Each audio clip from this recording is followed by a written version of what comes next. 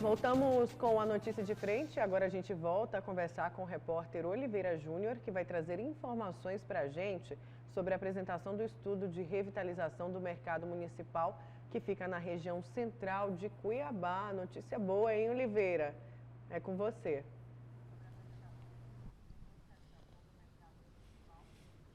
Verdade, Anaera. Nós estamos aqui no Mercado Municipal Miguel Sutil, um local histórico, né? Esse espaço aqui foi inaugurado no final da década de 50, lá por 58, 59, e passou por uma reforma apenas quando Dante Martins de Oliveira era prefeito de Cuiabá. São cerca de 30 boxes que funcionam aqui, aliás, 30 que funcionam não, deve ter uns 15 funcionando só. E os permissionários que pagam aqui valores que variam por mês, preste atenção, entre R$ 8,00 a R$ 400,00, dependendo do tamanho dos boxes, estão aguardando por esta reforma há muito tempo. Hoje o prefeito municipal, Emanuel Pinheiro, deve apresentar o resultado desse estudo que foi feito para dizer se pode-se fazer ou não uma parceria público-privada para se revitalizar este espaço que está completamente abandonado. Nós vamos passear aqui para você ter uma ideia de como está esse local. Nós já fizemos várias reportagens aqui, então muitos desses boxes aqui, que eram um comércio onde se vendia hortifruti granjeiros, carnes, etc., né, se transformaram em cassinos, bares e locais de prostituição. Isso mesmo. Além, é lógico, de usuários de drogas também usarem esse espaço. Nós vamos entrar aqui num desses corredores, por exemplo, isso aqui é um bar, ó. Isso aqui é um bar. Olha a situação desse corredor aqui. Cuidado o degrau aí, Valdir. Olha a situação desse corredor aqui, por exemplo, né? Isso aqui estão armazenadas caixas de bebidas. Aqui não tem nada do outro lado. Isso aqui fechado. Completo estado de abandono. Uma cena lamentável, né? Olha só. Encontrei uma senhora aqui. Algumas pessoas ainda trabalham no local. Tem um açougue que funciona aqui até hoje, né? Alguns restaurantes, tem uma papelaria que funciona também, um local, duas de rações e uma lanchonete ali do outro lado. E esse açougue aqui que funciona há muitos anos aqui do lado, né? O Valdir vai mostrar aqui em cima a questão do teto, né? O teto que foi trocado, colocaram umas folhas de zinco, tá tudo caindo aos pedaços, literalmente, né? Mostra atrás de você aqui, Valdir, lado de cá. Aqui sequer teto tem mais, né? Olha a situação. Então, o que é que a prefeitura espera? Que após esse estudo surja uma luz no fim do túnel, uma diretriz para dizer se vai aparecer alguém da iniciativa privada para ajudar a reformar esse espaço, porque os projetos que eram para ser apresentados através do edital sequer vieram à tona, exatamente pelos motivos que foram expostos em anos anteriores, né? Porque isso aqui virou uma novela na era.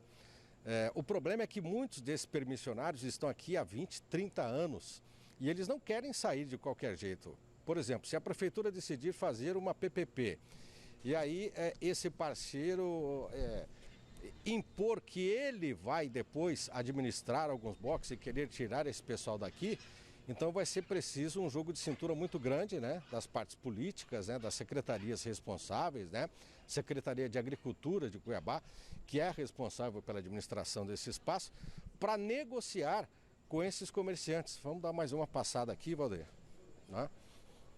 Aqui tudo abandonado, ó. Olha a situação do teto. O açougue ainda funciona. O açougue funciona faz tempo aí. Mas essa é a situação. Então, esse imbróglio jurídico, enquanto isso não for resolvido, o pessoal fica nessa situação. Será que eu fico? Será que eu saio? Uma cena lamentável de um lugar que chegou a ser um cartão postal de Cuiabá. Foi a primeira feira, na verdade, de Cuiabá, viu, Nayara? Antes de ser construído este espaço aqui e ganhar o nome de Miguel Sutil, a feira de Cuiabá funcionava onde é a Praça Ipiranga. Depois mudou para cá. Então era na região central, então não tem estacionamento, a cidade foi crescendo em volta, ficou apertado no centro e o novo projeto prevê inclusive que sejam feitos 4 andares aí de lojas para cima e no térreo ficaria o estacionamento. Vamos aguardar, né? Quem sabe uma luz no fim do túnel, um projeto aí para se revitalizar esse espaço que, como eu disse, é histórico e Cuiabá não merece ver né, um local como esse nessa situação. Voltamos com você, bom dia, bom final de semana a todos. Obrigada, viu, Oliveira, não merece mesmo. Bom dia para você, um excelente final de semana. E esse mercado municipal aí, ele era super movimentado. Só uma comparação para as pessoas entenderem. O que acontece aos domingos de manhã, né, aos sábados também, hoje, lá no Mercado do Porto, é o que acontecia nesse mercado municipal. Exatamente. É isso? Quer dizer, a cidade inteira ia para lá. Ia né? para lá. Entendeu? Eu me lembro, eu era criança, eu estudava no Colégio São Gonçalo, passava por ali todos os dias. Todos os O dias. Celso Gonçalves disse que carregou muita sacola aí, viu? E os nossos telespectadores falando, olha, eu almoçava Coité aí. também. O Wilson Coité acabou de falar aqui, né? Falava que na antiga, que parece que tinha uma telemate, né?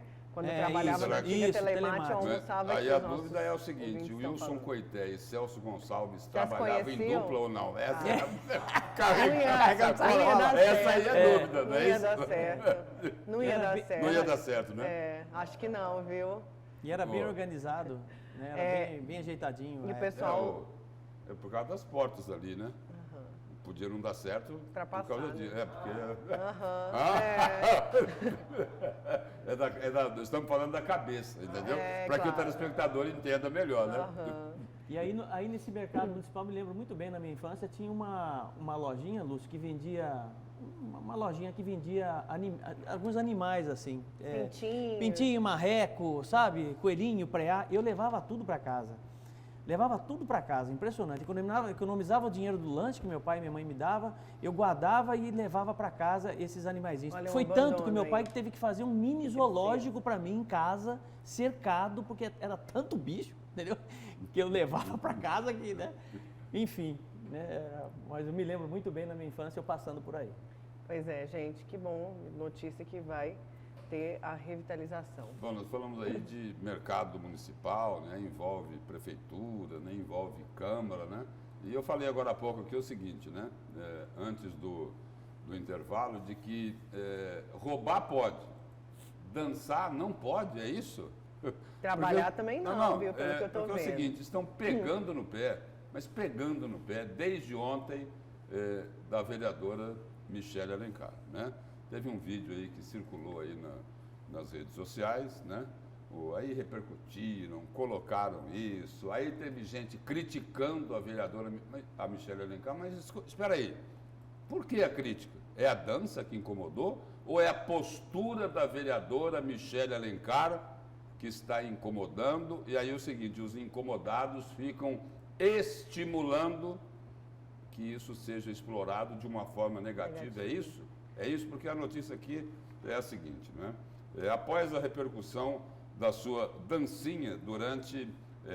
se tivesse a imagem aí, seria interessante a gente colocar. Põe aí, Verônica, né? pra gente, por favor. Após a repercussão da sua dancinha durante a sessão ordinária desta quinta-feira, a vereadora Michele Alencar afirmou que se fosse um homem na mesma situação, olha lá, o que aconteceu foi isso. Gente, nem chega a ser uma dancinha. Ela nem percebeu que a câmera estava ligada, não é isso? Tava brincando, Essa é a gente. minha impressão. Esse é o- Tava com alguém. Fez uma pequena brincadeira e aí é o seguinte, aí está todo mundo pegando no pé da vereadora. Não, E quando ela eu coloca- quando eu li dessa forma que você está lendo pra gente, eu achei que, sei lá, a câmera estava ligada, que estava dançando, alguma coisa assim. Gente, Porque pelo ela amor de é o Deus. seguinte, ela é uma vereadora da oposição, né? Cobra o que tem que ser cobrado. Por exemplo, ela está cobrando aí algo que fingiram que não estão ouvindo. Por exemplo, ela cobrou a questão do IPTU. Por que é que não se prorrogou o IPTU? Fingiram que não ouviram. Como o seguinte, como o governador Mauro Mendes isentou mais de 500 mil pessoas aí, mais de 500 mil contribuintes do IPVA. Então, é o seguinte, o que incomoda não é a dancinha, né? O que incomoda É o trabalho. é a postura, né? É a postura. E aí se aproveita o seguinte, de que ela é mulher, né? Aí vão para cima, né? Jovem. Né? Essa é a questão. O que incomoda é a postura independente da vereadora Michele Alencar. Não é a dancinha dela que incomoda, porque nós acabamos porque de assistir. não tem Ela não nada fez nada demais. demais ali. Não fez Isso, nada ali ficou demais. claramente, Lúcio, que ela estava falando Ela com fez O que alguém. compromete a imagem da Câmara Municipal de Cuiabá é outra coisa. E É outra coisa. Por exemplo, dias atrás aí, os vereadores aí, a maioria dos vereadores, reprovou um requerimento para que a secretária de saúde fosse explicar a vacinação de Cuiabá, que olha, sofrível, hein? Sabe o que sofrível, né? Olha, a vacinação de Cuiabá ontem, que caminha lenta, né? Aí eles queriam, né? Aí foi apresentado um requerimento, mas foi reprovado. Lúcio, sabe o que me incomoda como cidadã? É uma Câmara ter reprovado um projeto para multar empresários do transporte coletivo. Projeto esse da vereadora Michele e do vereador Dilemar Alencar. Ia multar em mais de 60 mil. A maioria dos vereadores ali reprovaram. Reprovou. Ontem... A maioria reprovou. Isso me incomoda como cidadã. Eu já falei para alguns vereadores, isso me incomodou profundamente. A falta de ação da maioria de vocês. Ontem, inclusive, na verdade o que ela faz, continua. Na verdade, o movimento que ela fez ali é o tal do sarrafo no ar, é uma dancinha utilizada no funk, né? Mas assim, o que acontece é o seguinte, algo super rápido, 4, 5, Lúcio, 6 segundos. Pelo amor de Deus, Lúcio. O que é que atrapalhou isso? É muita falta do que fazer, de boa parte da imprensa, tanta coisa importante. Olha, inclusive ontem, professora, estou indignada. Pessoalmente, uma senhora falou assim, estou indignada com a vereadora, dançando assim. Eu falei, escuta, você tem que aprender até para indignar com as coisas, a gente precisa aprender. Você tem que ficar indignada com alguém que coloca dinheiro no Politó. Você tem que ficar indignada com o desembargador e juiz que vende sentença, tá entendendo? Você tem que ficar indignada com o governador. Vereadores que votaram contra esse projeto. Exatamente. A indignação também precisa ter um conceito, né? Pleno. Você fica indignada, claro, que a Câmara não está funcionando. Eu vou usar uma palavra dessa de indignação para uma cena como essa? Eu tenho que ficar indignada com cenas como aquela do paletó. Aquilo sim é para você ficar indignado. Por que deu tanta repercussão? Você está entendendo? Por que deu tanta repercussão? Muita falta do que fazer. Não é falta do que fazer, porque tem gente por trás estimulando esse tipo de repercussão para tentar atingir a vereadora Michele Alencar. E aí é o seguinte, só colocar uma coisa aqui, olha, eles deviam agradecer, né? A Câmara de Vereadores deveria agradecer vereadores como Michele Alencar, como Diego Guimarães, que ajudam com o comportamento deles a limpar essa imagem tão desgastada da Câmara, que não consegue se livrar daquele carimbo de Casa dos Horrores. E aí é o seguinte, ao invés de procurarem limpar a imagem da instituição, eles ficam tentando detonar quem faz a coisa certa. É uma bobagem. Aí é o seguinte, a Casa de Horrores vai continuar, né? De horrores não, dos horrores. Dois horrores. Gente, agora o pessoal está perguntando muito aqui sobre IPVA. Vamos lá, então, para a reportagem da Nayana Bricá. Ela vai tentar explicar para a gente sobre essa lei que foi sancionada pelo governador Mauro Mendes, que vai beneficiar mais de 540 mil contribuintes com a isenção do imposto sobre a propriedade de veículos automotores. O objetivo é minimizar os impactos econômicos causados pela pandemia. Confira.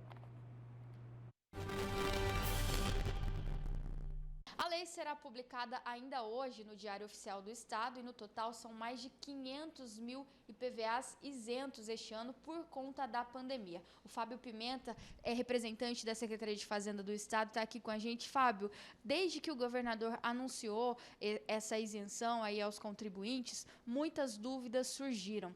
A principal delas é quem é que realmente vai ficar isento do pagamento do IPVA e quem não vai ter esse direito.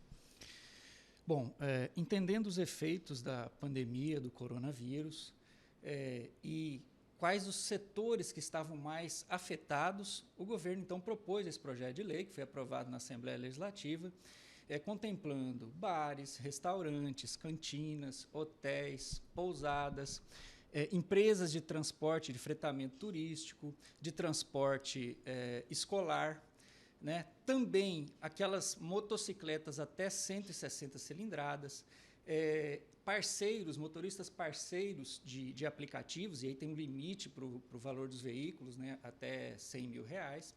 Então, aprovou uma remissão do IPVA. O IPVA é lançado no início do ano, o vencimento é a partir de julho, né? A gente alterou as datas de vencimento também, tendo em vista a pandemia. Então, foi feita uma remissão, é um perdão do IPVA, não é uma isenção, é um perdão do IPVA referente ao ano de 2021 para todos esses setores, então, que foram bastante afetados pela pandemia. Quem é motorista de aplicativo, existe um número mínimo de corridas para que a pessoa possa realmente comprovar que está exercendo essa profissão de motorista de aplicativo? A lei remete para o regulamento para que seja definido esse número mínimo de viagens, né? Então, a gente está fazendo um estudo, uma análise, inclusive a lei vai ser aprovada, a regulamentação deve sair logo na semana que vem, definindo esses critérios, né? Vão ser definidos os critérios para que seja aplicada essa remissão do IPVA 2021. Algumas pessoas têm dúvidas também em relação aos veículos maiores, caminhões. Essas pessoas terão também esse benefício? Poderão ficar isentos de pagamento do IPVA? Não, a lei prevê, para caminhões não, né?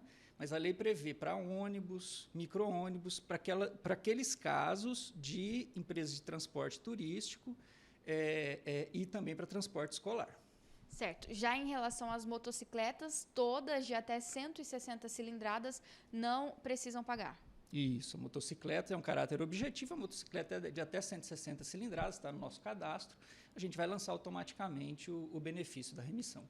E no caso daquelas pessoas que já tinham feito o pagamento, seja ele total ou então parcelado, elas vão ficar com crédito? Como vai ser isso para o governo ressarcir essas pessoas? A lei não prevê a devolução, mas o governador Mauro Mendes, o secretário Galo, já tomaram ciência dessa situação e a gente vai estar encaminhando um novo projeto para que quem já fez o pagamento, apesar de ainda não ter tido vencimento ainda, mas vai ter um crédito em 2022, referente ao valor que foi pago em 2021 e que teve esse perdão. Esse perdão aí que o governo do estado está fornecendo a mais de 500 mil contribuintes, isso não vai afetar em nada quem vai precisar pagar? Quanto que vai custar para o cofre do estado tudo isso? Foi feito todo um estudo, inclusive com relação à lei de responsabilidade fiscal, à lei orçamentária. A gente está fazendo uma adequação nas leis orçamentárias e é importante salientar que o valor, que a previsão é de 36 milhões, né, de renúncia fiscal, isso daí não vai afetar as metas de arrecadação, as metas fiscais, até porque nós estamos com um excesso de arrecadação, um excesso bem maior do que esse valor, então não há afetação e toda a adequação orçamentária foi encaminhada junto com esse projeto. Certo, então, Fábio, obrigada pelas informações. Então, mais de 540 mil contribuintes que vão ser beneficiados com a isenção do IPVA deste ano, apenas de 2021. Quem já fez o pagamento, seja ele total ou então parcial, no próximo ano fica com o valor em crédito para o pagamento do IPVA. As imagens são de Marco Xavier, apoio técnico de Francisco Borges, Nayana Bricá para a Notícia de Frente. Obrigada, Nayana. E olha só, a gente vai receber esse mesmo entrevistado, o Fábio, lá no Tribuna, a partir das 9h30, tá? Você pode tirar suas dúvidas também, 98.3 FM, Rádio Vila Real. Fiz a propaganda, deixei aqui para as mensagens rapidinho. Bom dia, a Notícia de Frente. Agora eu tenho certeza que ser bandido no Brasil compensa, pois a justiça protege. Só falta a justiça obrigar o país a devolver o dinheiro apreendido da Lava Jato e falar que tudo que foi investigado foi inventado. Que vergonha esse STF. Wagner de Várzea Grande. Foi o que eu falei, né, Wagner? Daqui a pouco a gente está devolvendo dinheiro para ele. Antes, esse é o destaque do Lúcio. Lúcio, mas eu queria só tirar uma dúvida que o Wandel da Lixeira mandou. Uma pergunta. Wendel, perdão. Wendel. Estou na dúvida desde ontem. O STF manteve a prisão da amiga da menina que matou a Isabelle. Esse julgamento de liberdade aqui no TJ não perde a validade? Uma decisão maior não anula a menor? Vai ser dia 29 de abril. Tecnicamente, eu não sei responder, tá? Mas ontem eu conversei sobre esse assunto, antes do Jornal do Meio-Dia, no finalzinho ali do Cadeia Neles, com o nosso amigo por inteiro, Edivaldo Ribeiro, né? E aí é o seguinte, a gente conversava sobre isso, né? Se a decisão, o que o telespectador perguntou, se a decisão do STF não deixava sem efeito aquilo que o Tribunal de Justiça vier a decidir. Porque empatou, né? São 3 desembargadores, teve um voto para manter ela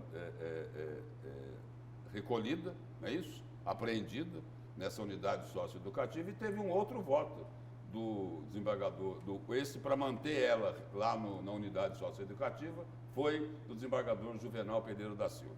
Quem votou pela liberdade da atiradora que matou Isabelle Guimarães com um tiro na cabeça e que teria sido, segundo a perícia técnica e o Ministério Público, um homicídio doloso, que é aquele quando tem a intenção de matar, aí votou pela liberdade da atiradora o desembargador Rondon Bacil.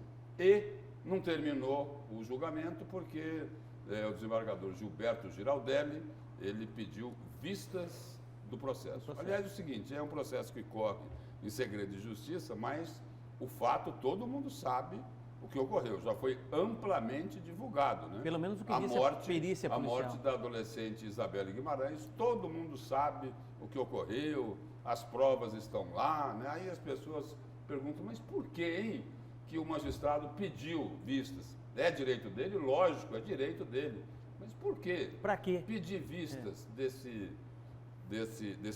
processo, dessa ação, né? E aí, respondendo ao Wendel, o Edivaldo Ribeiro me disse o seguinte, olha, sobre aquilo que nós conversamos, né, se a decisão do Tribunal de Justiça vai valer ou não, ele disse que ligou para um advogado amigo dele e falou, olha, infelizmente, se o Tribunal de Justiça decidir por dar liberdade à atiradora que matou a Isabelle, vai valer.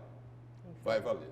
Pois né? é. Aí é o seguinte, aí tecnicamente eu não sei explicar isso, certo. mas estou passando a informação que um advogado transmitiu ao Edivaldo Ribeiro ontem, no final do programa Cadeia Neles. Não foi no ar isso, né? Não Obrigada, foi no ar. Lúcio. Foi uma conversa privada entre o Edivaldo Ribeiro e esse advogado. Que é o seguinte, eu vou até falar o nome do advogado aqui, né?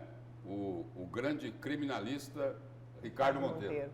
Deixa eu só apontar uma coisa importante aqui. Você vê, ontem, logo depois do seu destaque, né? A minha filha de 15 anos, que era amiga dela, dessa moça que faleceu, amiga próxima, né? Perguntou para mim assim, falou assim, pai, é verdade que a menina já vai ser solta? Né? Eu falei assim, a menina provavelmente será solta, né? Eu falei assim, pai, que Brasil, A hein? chance é grande, né? A chance é grande dela Como ser que o solta. Brasil é assim, né, pai? Você vê, na cabeça dela, a construção do conceito do país que nós Mas aí temos. a gente lembra de ontem a nossa Você tá telespectadora entendendo? que participou, né? O filho que foi eletrocutado Exatamente. numa cerca sem aviso de 6 anos. Até hoje, em 2010 isso, até hoje não teve uma decisão para punir esse criminoso que não colocou a informação da Você está cerca. vendo como é que o conceito de justiça está sendo construído na cabeça da minha filha de 15 anos? Felizmente. Você está entendendo? Quer dizer, isso é só um reflexo exatamente da maioria dos jovens, né? Que entendem o país como um país absurdamente injusto. Lúcio, seu destaque. Vamos lá, falar de decisão do STF, Lula.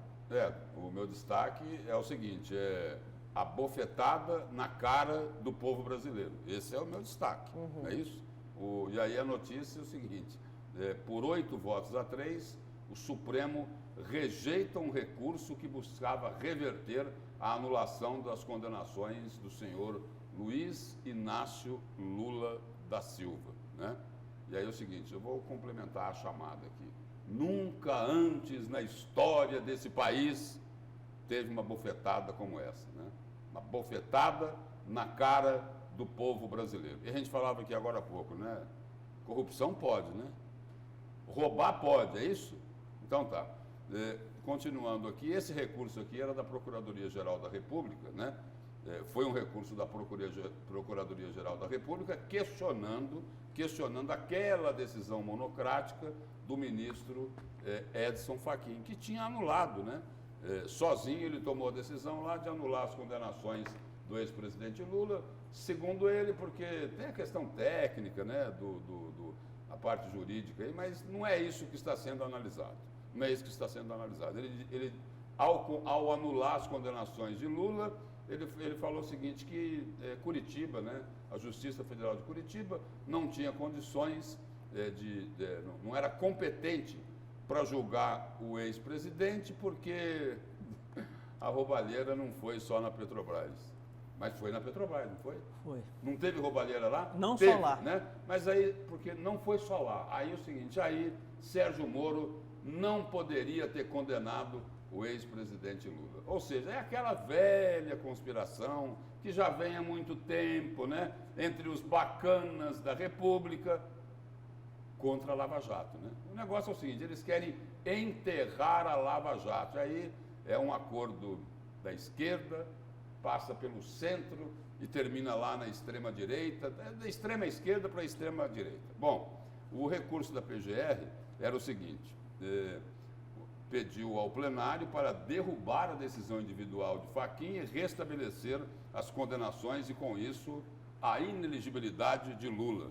A Procuradoria colocou isso lá no recurso. A defesa de Lula contestou o entendimento de Fachin, que extingue os processos nos quais foram apontadas irregularidades em julgamentos ligados à Lava Jato, entre os quais o que questiona a suspeição do ex-juiz Sérgio Moro, né? Ao votar, o Edson Fachin, o ministro, se manifestou contra a competência da Justiça Federal do Paraná. E aí foi com esse entendimento que ele anulou as condenações e transferiu os processos para a Justiça Federal em Brasília. Com essa decisão, Lula recuperou os direitos políticos e se tornou elegível. E aí o seguinte, o triplex do Guarujá, né, o sítio de Atibaia. Sabe o que pode acontecer com esses crimes que foram apurados pela Operação Lava Jato? Eles podem prescrever. Ou seja, é quando alguém que cometeu um crime não será mais punido, né? Sim. Porque passou o prazo, né? É o que se chama de prescrição. Aí o ministro Nunes Marques foi voto vencido, né? Ele está entre os 3 lá que votaram contra a anulação das condenações. Aí o ministro disse o seguinte: as condutas atribuídas a Lula têm relação com o esquema da Petrobras e, por isso, no entendimento dele, podem ser julgadas pela Justiça de Curitiba. Aí, abre aspas, foi uma investigação dos primeiros crimes, né, que coletou provas que levaram ao conhecimento da segunda onda de crimes envolvendo as empreiteiras, né, aquele grupo de empreiteiras e a Petrobras. E aí eu quero destacar aqui outro que votou contra a anulação, né? O decano, né? É o ministro mais antigo hoje, lá do Supremo Tribunal Federal, o ministro Marco Aurélio Mello. Ele afirmou que qualquer juízo federal poderia ter julgado essas ações. E aí ele acompanhou o voto do ministro Nunes Marques, que também votou contra a anulação. Abre aspas para o que o Marco Aurélio Mello falou. Procede às inteiras o recurso interposto pela Procuradoria e não cabe argumentar que possamos não ter concorrente em 2022. Aí misturando a eleição, né? Isso não é argumento jurídico. O que eu quero saber é onde a maioria está vendo direito líquido e certo a pugnar-se os processos crimes voltando à estaca zero que tramitaram nas instâncias ordinárias. Uhum. Ele perguntou o seguinte: escuta, vocês querem anular?